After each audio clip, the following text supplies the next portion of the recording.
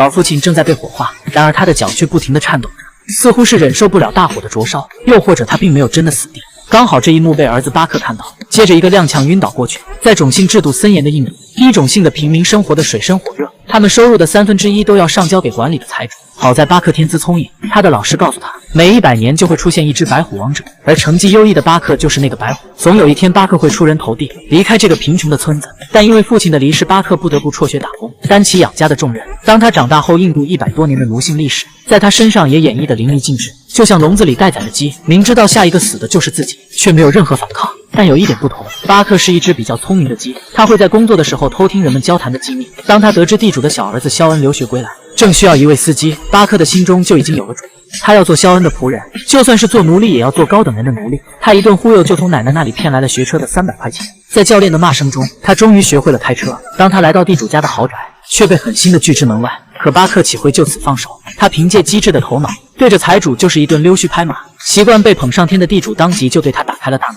巴克兴奋地跑过去，对着地主就是一通猛舔。但想要成为地主家的仆人，身世必须干干净净，否则一人偷盗全家遭殃。在顺利通过祖宗几代的审查之后，巴克也凭借自己过硬的车技获得了司机一职。有些时候，巴克甚至感觉他们就是朋友。两人为了让他倍有面子，直接让他开车回到了村里。巴克不停按着喇叭，恨不得村里的牛都能给他鞠躬下跪。此时村里围满了人，巴克挑了人群最多的路口停下车，他就像明星一样万众瞩目，在众人的惊羡中大摇大摆地走过去。但表面的光鲜很快褪去，家里的奶奶只在乎他拿回来多少钱。巴克也逃脱不了指腹为婚的束缚，可刚刚见过大城市的繁荣，心高气傲的他怎么可能甘心回到村子？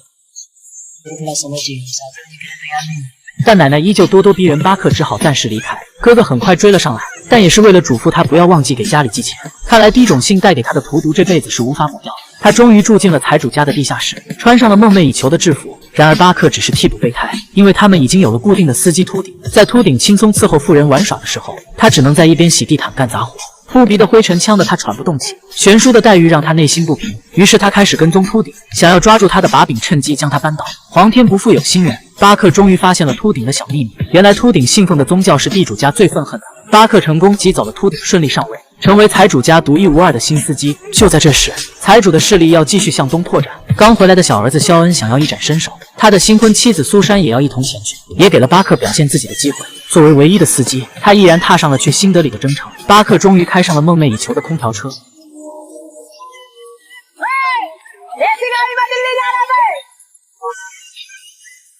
但这一切都是幻想，说到底他不过是一个仆人，一个低贱的仆人。况且财主的大儿子跟他们一起同行，动不动就对巴克又打又骂。不同于老大的粗鲁，留学归来的肖恩跟苏珊反而彬彬有礼，没有架子。要是长期做他们的仆人，未尝不是一件好事。但很快巴克就认清了现实的残酷。就在刚刚，他被颇有好感的女主人苏珊嫌弃口臭，而他的确从未刷过牙，甚至连牙膏长什么样子都没见过。当天晚上他第一次刷牙，可任凭他怎样疯狂用力，嘴都磨破了，牙上的污渍依然洗不掉。就像他低贱的地位怎样都改变不了，因为活在贫穷的村子里，他们温饱都成问题，哪有闲钱买牙膏？在种姓制度森严的印度，低种姓的巴克一辈子都遭受荼毒。他开始痛恨自己的父亲，这样的身份让他一辈子都抬不起头。第二天，他带着小财主和他昂贵的红皮包一起出入各种高档场所，结交各种名流权贵。仅仅是搭乘一次酒店货梯，已经是贫穷人家梦寐以求的事情。巴克一度认为自己的人生已经到达了巅峰，可他很快就被拉回现实，陪伴主人完成一天的忙碌，等待他的依然是那个寂寥枯寂的地下室。这也时刻提醒着他，自己的身份是多么的卑贱。好在财主的大儿子提前回家，巴克终于能跟夫妇俩独处。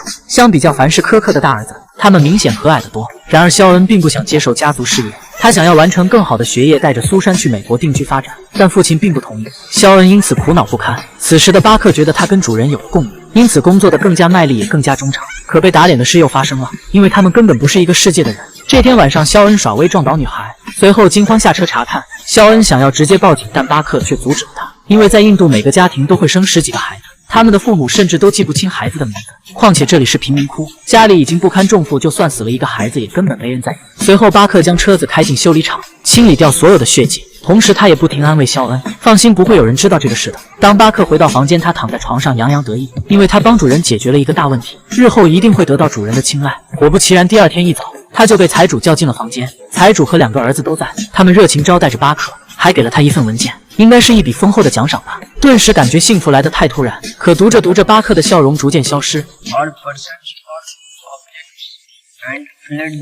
很明显，这是一份担责文件，在家属一栏，奶奶已经签字。原来财主一家已经将奶奶收买了，只要有钱，那所谓的家人也就不顾自己的死活。巴克的眼睛开始模糊，他以为的一起朋友只不过是富人的一时兴起。平时温文尔雅的肖恩平静地默认了此事，巴克没有选择，只能签字。此后，他蜷缩在床上不敢乱动，就等着警察上门抓他，只怕以后的人生只能在铁门里遥看未来。然而，就像他说的那样，穷人连警局的大门都进不去，怎么有机会报警？这件事算是过去了，巴克也不需要替人抵罪，但他的忠诚并没有换来相应的待遇。有了利用的筹码，财主一家继续给他脸色，他的身份并没有任何改变。依旧是随处可丢的棋子，但苏珊一直无法逃脱良心的谴责。他对财主的做法早就不爽，决定独自回到美国。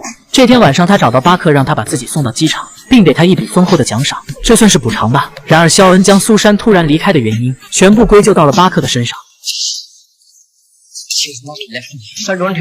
巴克无法忍受这样的屈辱，一把将肖恩推倒。当两人冷静下来，肖恩却说出这样的话。巴克这才明白什么朋友义气，什么平等相处。肖恩虽然接受了高等教育，但骨子里依旧被种姓制度荼毒的根深蒂固。此时的巴克决定，他要跟命运对抗到底。表面上，巴克安慰着为情所困的肖恩，拼命表现自己的无微不至，背地里却趁着肖恩熟睡扇嘴巴子。巴克偷偷穿上昂贵的衣服，喝掉主人名贵的红酒。肖恩最终没有等到苏珊复合的消息，反而等来的是一纸离婚协议。巴克为了安慰主人，主动做了他爱吃的点心安慰他，没想到肖恩一把将碗打翻在地，身边的大哥还像赶苍蝇一样让他滚，巴克便心灰意冷。哪有什么真心换真心？他开始彻底黑化，学会了各种欺骗主人的一切伎俩，开假收据多收钱，还将邮箱的油拿去换钱，甚至还跑顺风车，无所不用其极。在反抗的这条路上越走越远。这天晚上，他回到地下室看见肖恩，这时的巴克心里明白，肖恩只不过是喝了酒，当酒精发挥作用的时候，他们是朋友。可到明天肖恩酒醒之后，他们仍然会回到主仆关系。晚上，他又听到大儿子和肖恩准备换司机，这让巴克产生了危机感。于是他盯上了肖恩跑关系的手提包，里面的钱是他一辈子都挣不来的，但这需要从长计议。很快，大选的结果出炉了，地主一家站错了队，一切的努力都白费了。他们想重新支持女部长，但这次需要500万。想好了，星期一的晚上就把500万带来。巴克记住了这个时间点，而侄子的到来又更加让他坚定了计划。奶奶在家书中提到了，你已经8个月0.5天没往家里寄钱了。还有给他相亲的事，巴克无法接受，他早就想与这个贫穷充满了控制的家乡一刀两断。得知巴克的情况后，肖恩给他放了1天的假。可这富人的施舍从来都不会无缘无故的，趁着他离开，马上就找了另一个司机过来面试，一旦合格，巴克就会被立刻踢开。就在当天，巴克见到了曾经老师跟他说过的100年一遇的白虎，他晓得时机到了，于是把一个破瓶子藏在了驾驶座位底下。此时的他已经不再是那个懦弱的仆人。在接到肖恩后，载着他开到一处偏僻的地方，接着车突然停下。巴克表示车胎出现了问题，并谎称如果两人一起维修的话，几分钟就能搞定。